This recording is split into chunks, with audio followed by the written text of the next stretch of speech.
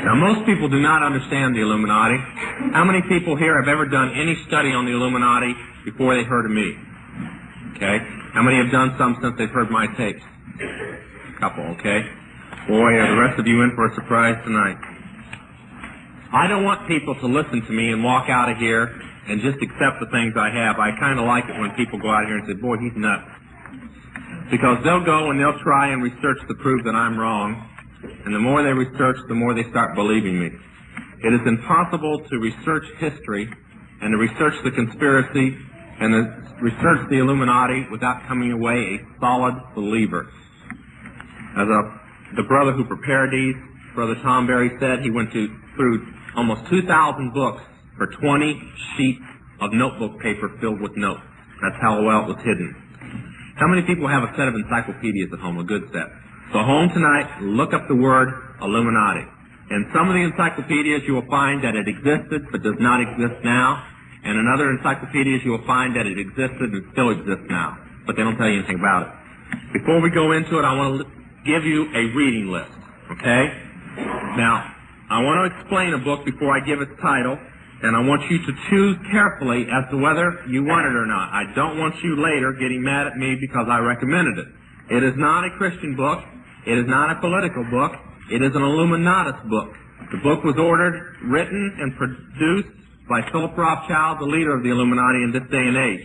It was ordered, written by a woman named Anne Rand, and she was at that time one of Philip Rothschild's mistresses. It was written some 12 years ago. She was already a well-known author, and her books sell nationwide. Mostly people who read them are communists. And she wrote this book.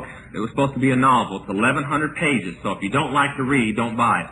And it was written as a novel, supposedly, but it is a code book. And within the book is a step-by-step plan to take over the whole world by taking over the United States. Now, I'm going to say many things tonight that a lot of people will try and go out of here and say that I'm anti-American. No, I'm extremely pro-American. I couldn't be that until I became a Christian. But I'm extremely pro-American.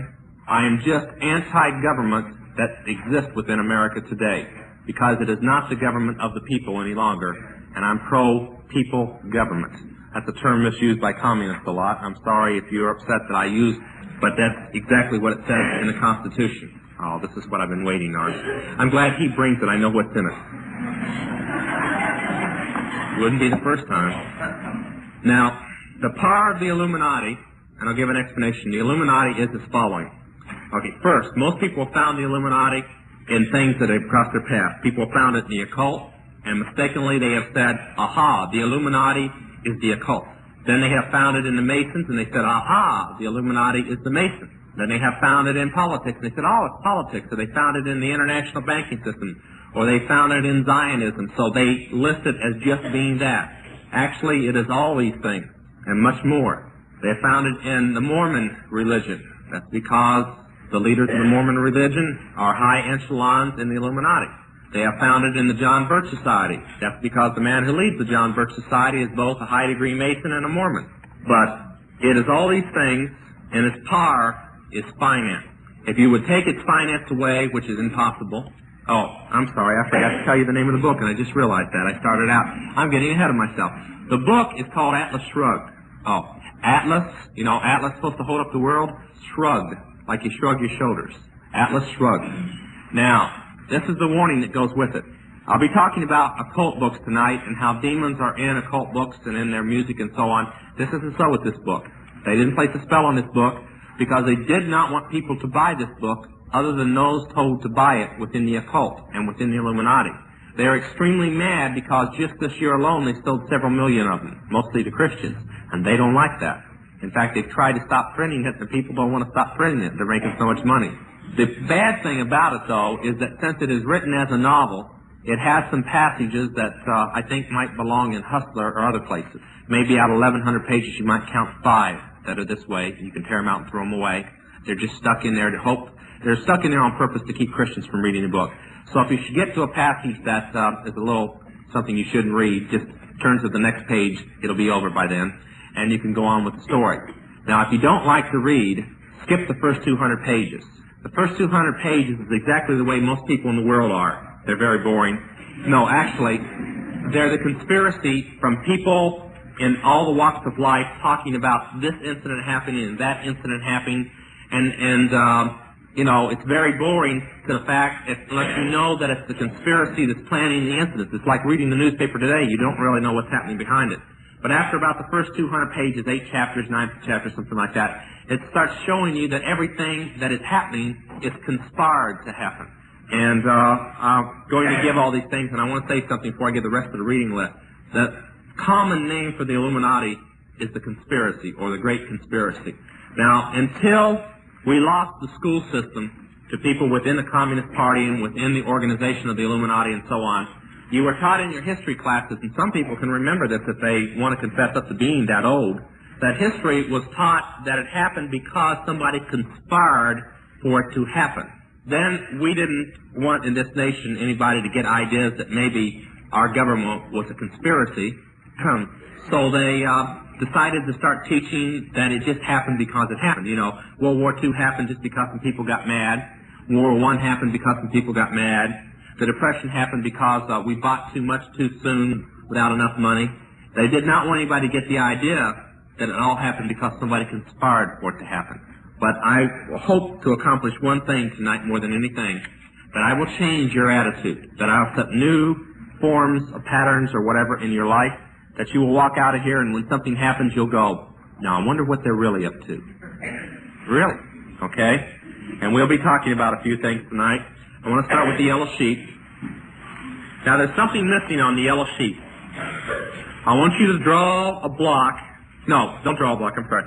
Under the First National Bank, write Federal Reserve Act, or the Federal Reserve Commission, FRC, FRA, whichever way you want to write it. You can abbreviate it or whatever you want to do. All right? Now, if you look at the pyramids, let's start with the one that says organizations. Now, there's no way to preach a sermon when you're given a teaching like this. I'm going to play school teacher tonight. If some of you find it boring, you happened in the wrong meeting, because you might as well think that you're back in high school or going to college or whatever, because that's about what it's going to be like tonight. I'm going to give a lot of facts. I'm going to try and leave enough time that we can have some questions, because there's no way I can say all I'm going to say tonight without leaving some people in confusion. Pastor disappeared.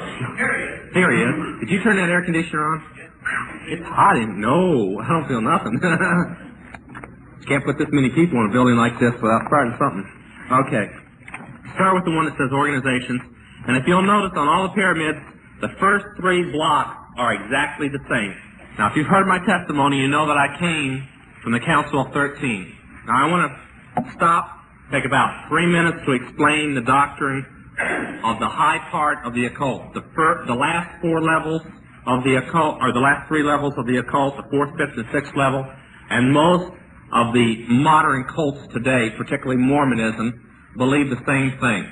How many people ever saw a movie called The Dunwich Horror? Nobody ever saw that movie. A couple people saw it. Okay? I think Sandra Dee was the star of it or something. Okay. That was probably one of the strongest movies truthful about witchcraft and their beliefs that ever existed. Now, there was the original occult Bible, witchcraft Bible, was called the Necromonicon. There's only 3 copies in existence today. One is in the town, in St. Petersburg Cathedral in the USSR. One is in New York City. No, I'm sorry. One is in Glasgow, and one is in London. I saw when it was on, the one from the London Museum was in New York for a while. I got to hold it and look at it and so on when it was in the occult. Now, from that, the Book of Shadows, the occult Bible, came into existence. Several books have been written from the Necromonicon and are in many Christians' hands today, which we're hope that will burn before it's over. Now, according to the Necromonicon, the beginning of the world happened that man or mortals, if you watch The Witch, you know the difference between witches and mortals, that mortals, or everyday earth men, women, and so on, kind of descended from the apes and so on, and that at the beginning of this world, the son of the creator of all the dimensions and universe came from the dimension that the gods dwell in. They came here by, believe it or not, flying saucers, and that they mated with the people of this world, and their children were the witches. And this is actually found in a book called the Book of Enoch, which contains the Book of Noah, which contains all of this garbage. Now, according to it, the little people were the witches, the fairies, the hobbits, the elves, and so on, and they were the dwellers of this world, and then through intermarriage they started becoming everyday people. Now, the son of Lucifer was called Adam. Now, this is exactly, except they don't call it Lucifer, that is in the Mormon Bible. And that Adam being the father of this world, and Eve, they also called Asherah, Diana, Isis, Aphrodite, many names, Hector, Selene. In other words, the mother of creation was his wife. Now, according to this doctrine, the people that came to this world were the gods that lived on Olympus and other places of high altitude, and that when the Rothschilds, back in about the 17th century or so, the gods started living in the Rothschilds. They had chose them as the purest family in the occult belief, and through the Rothschilds, making them gods, not mortals, not witches, but gods themselves, they created the Illuminati. Now, I might throw in this, and we'll discuss it later. They believe that Adam is alive again today and is ready to rule the world. With peace, by the way. What else? Now, if you look at the pyramids, the capstone is free from the pyramid because the capstone is the Rothschilds, and they do not consider them human. They consider them gods. And the eye is the father god, Lucifer. Now, the Council of 13 is right there because they are the Rothschilds' private ministers. The Illuminati functions as all of the pagan governments used to function, of Babylon, of Moab, of Egypt, of Greece, of Rome, of Scotland, of Ireland, and so on. All the pagan governments function the same way.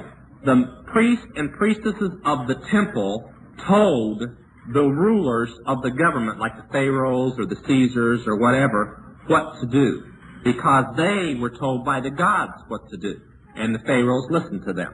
Now, in this case, the gods are the Rothschilds. So if while I'm speaking tonight, and if you heard my testimony, you wonder, why can one man so young in witchcraft and so on tell governors and senators and sometimes even presidents what to do? It's because they belong to the Illuminati, and the Illuminati is a pagan government that listens to them because they don't give the orders. They simply repeat the orders that was given to them by that capstone called the Rothschilds. Now, we drew the three pyramids that make up the Illuminati, and you can study them later. But there's one that I want to take before we go into the yellow sheet. I think it's on the purple one here. Oh, I'm sorry. Yeah, let's take organizations real quick. I want to read you something. Now, I know we have some Masons here. I'm going to get you again. Now, many of you know that I did a book for Chick Publications called The Broken Cross. We've written another one that'll be out in about 3 months.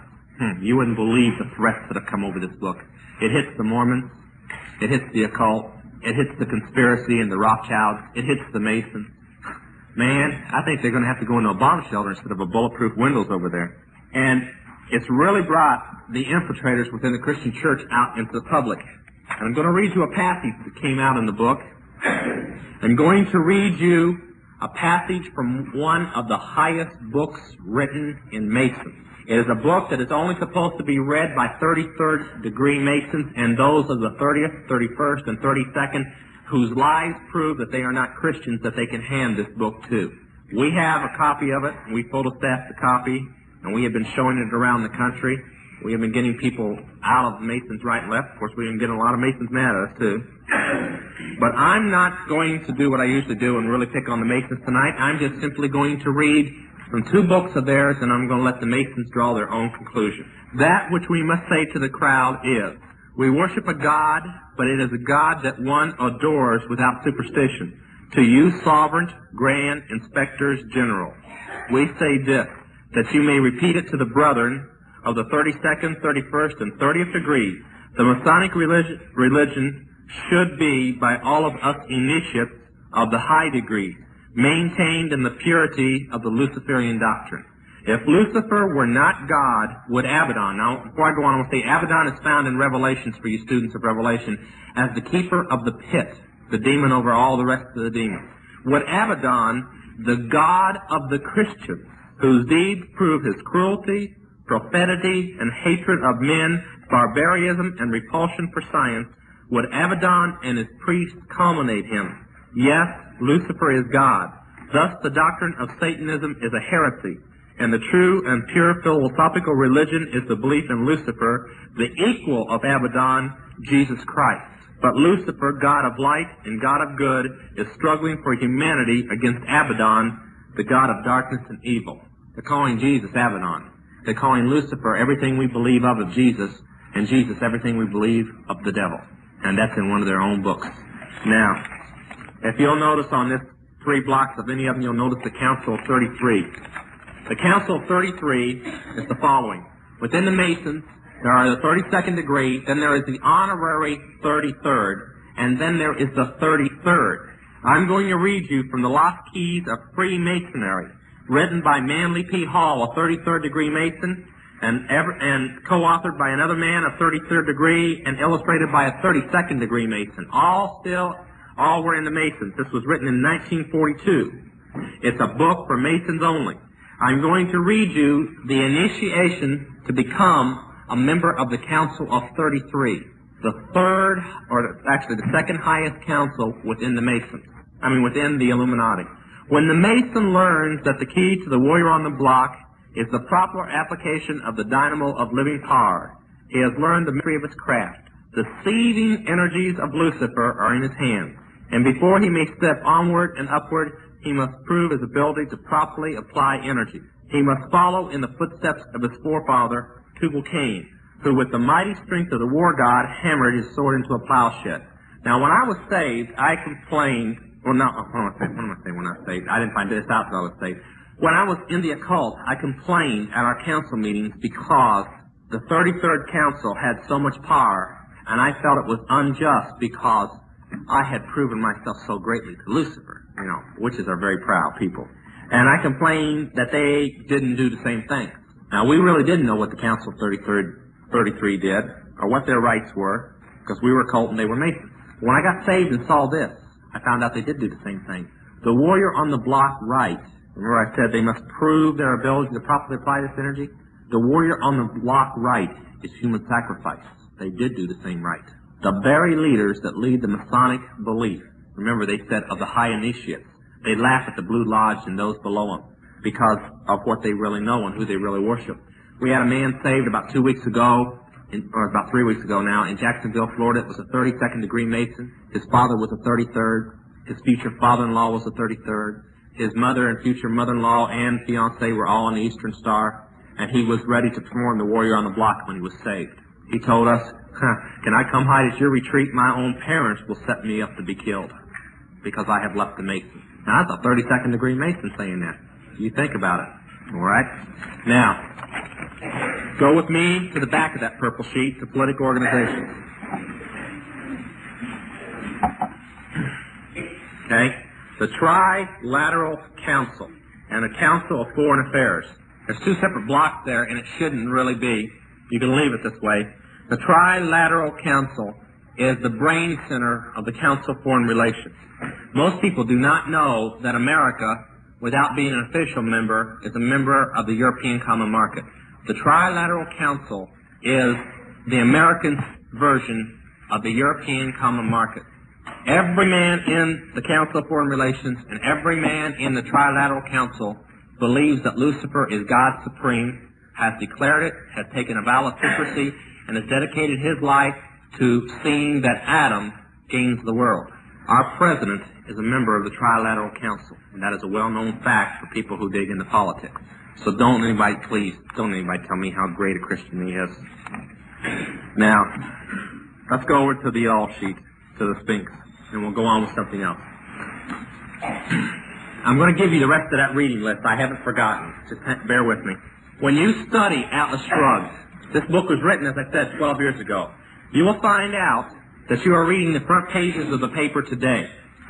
The oil shortage that doesn't exist, they state that they destroy their own oil wells, that they hide their own oil so nobody can have it.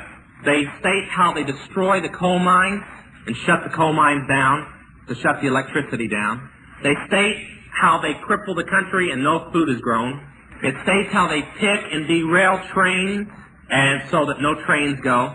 It states how they sink and pirate thousands of ships every year.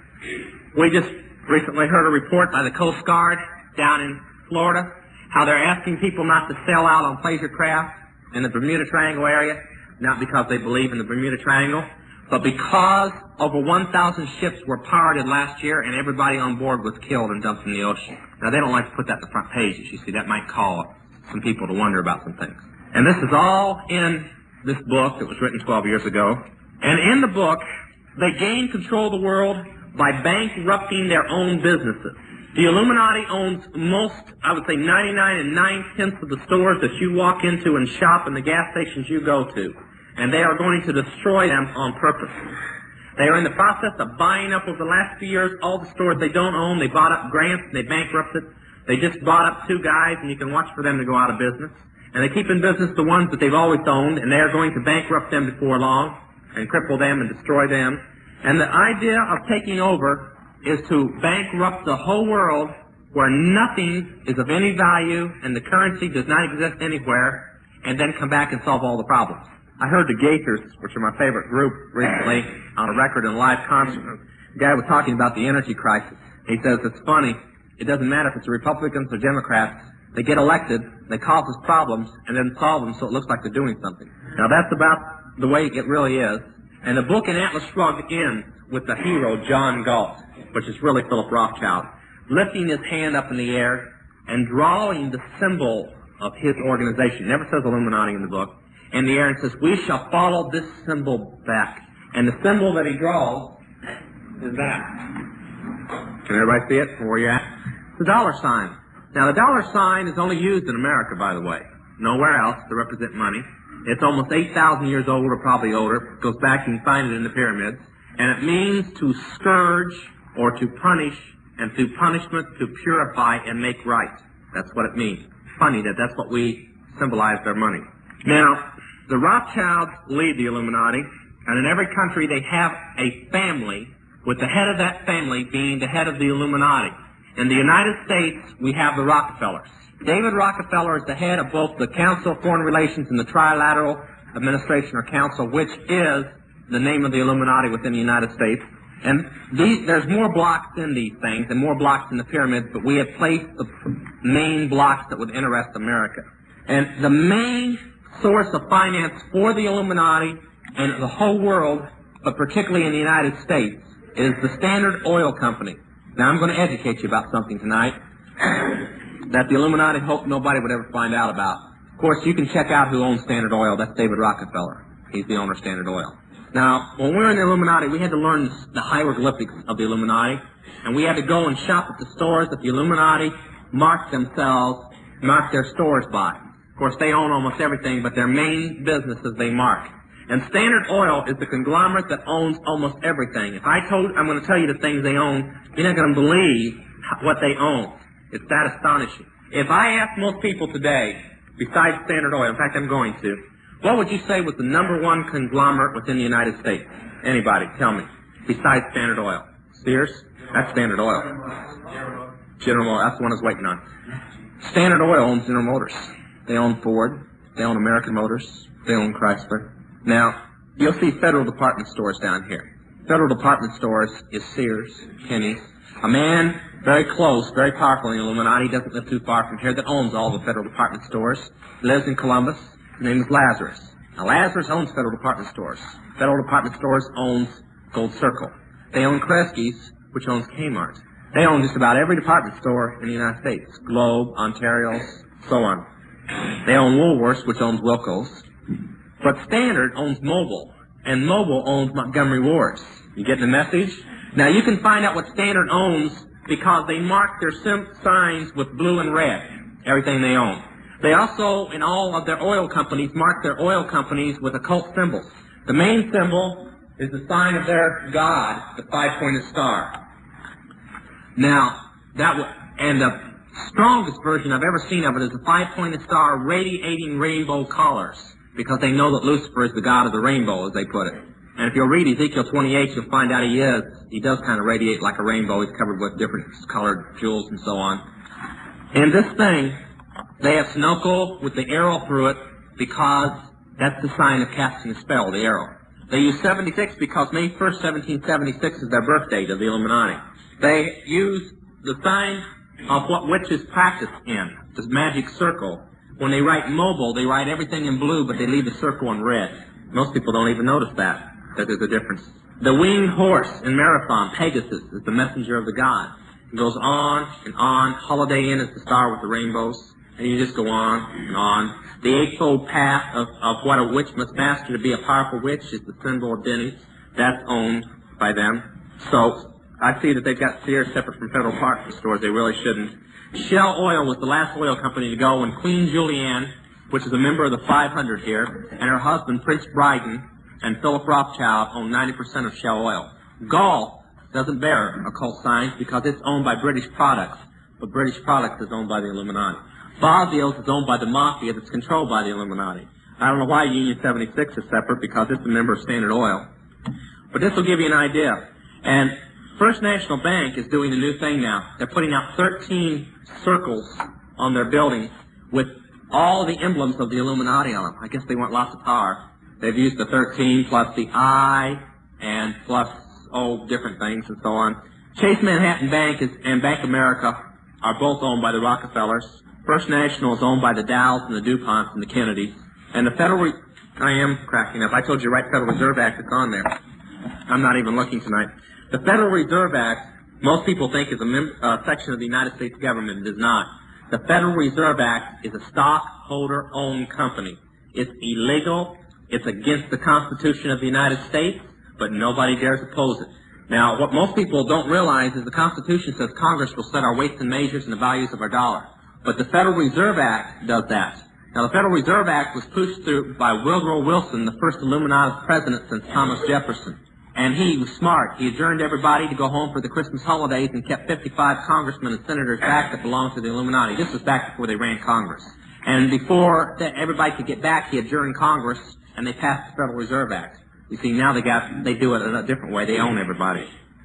Now, I want to say a couple more things, and then we're going to go into some things here on those signs, and then we're going to take questions. If you'll take up this blue sheet that says, Illuminati Plan for World Takeover.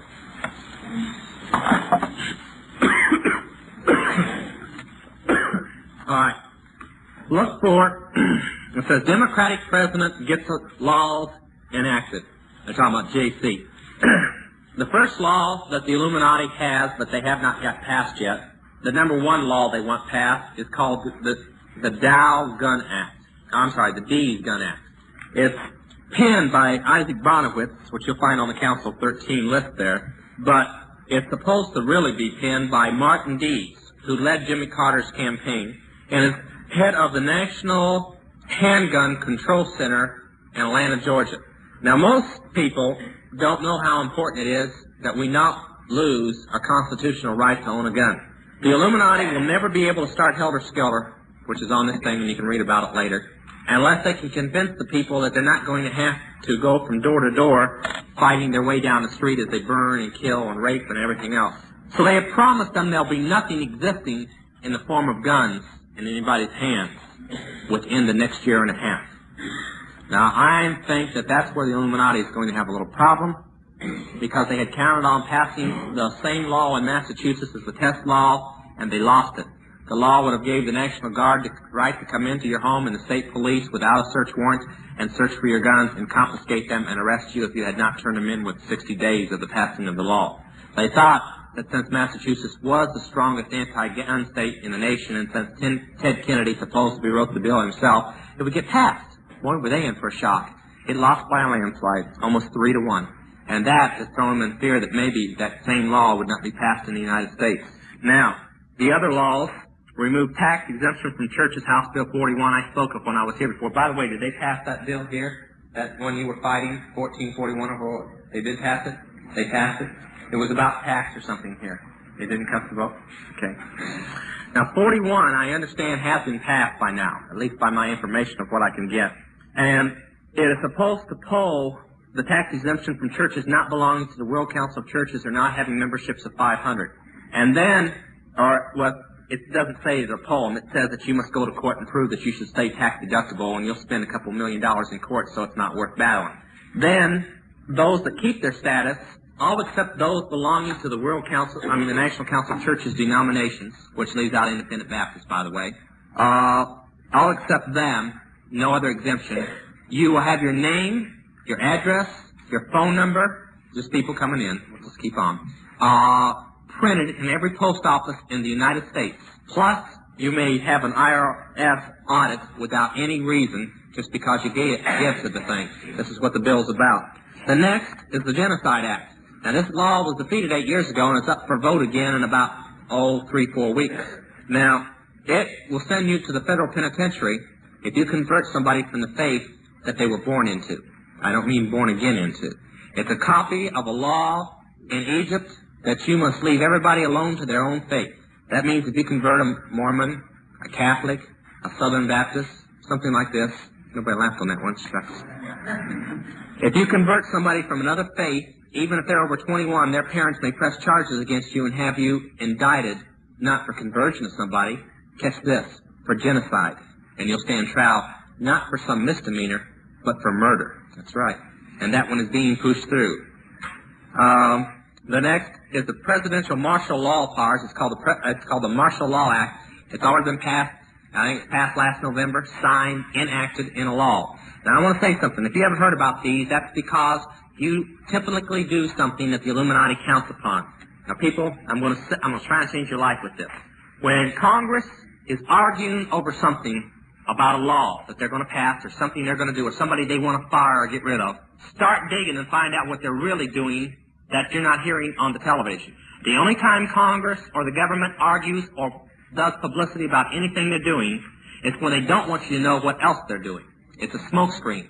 When they fired, I can't even think of his name now, that guy that was on President Carter's committee and so on, when they fired him, they passed the Martial Law Act while you weren't looking. Right now, they passed House Bill 41 and they're trying to pass the Genocide Act without you knowing it while they argue over the Panama Canal. Now, we're never going to give the Panama Canal up, even if the law is passed, because we're supposed to get up in the year 200, and all the people in politics believe that we'll have a world government by the year 1980. So they don't plan on giving it. In fact, they don't even believe the Panama Canal is going to exist anymore, that it's going to be blown off the face of a map in a world war about the year 1980. So they don't care what they do. They're arguing over it. They could pass it right now if they wanted to. They're arguing over it and feuding and fussing and getting as much publicity as possible so you won't know about the other laws that they're trying to pass. So when you hear something big explode, like the upcoming trials on the congressman and so on over the Korean thing, that's probably about the time that they'll probably pass the Anti-Hoarding Act and finish up the Genocide Act. The Anti-Hoarding Act forbids you to own more than 1 month's food or 1 month's fuel supplies on the penalty of 1 year and $5,000 fine, 1 year in federal penitentiary. Now, I want you to go home and ask yourself why our government, we're not starving yet, we will be before long, but we're not yet, why they want to pass a law forbidding you to have more than 1 month's food supply in your home.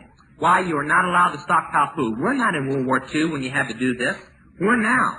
There's a reason for it. Those are the major laws that they're trying to pass. I got all that stuff out of the way. Now, we'll play school. I'm going to need a mic. Can I move one of these mics with me? Do any of them disconnect? Or? Not really. Okay, then I'll stand over here and point. Excuse me for pointing.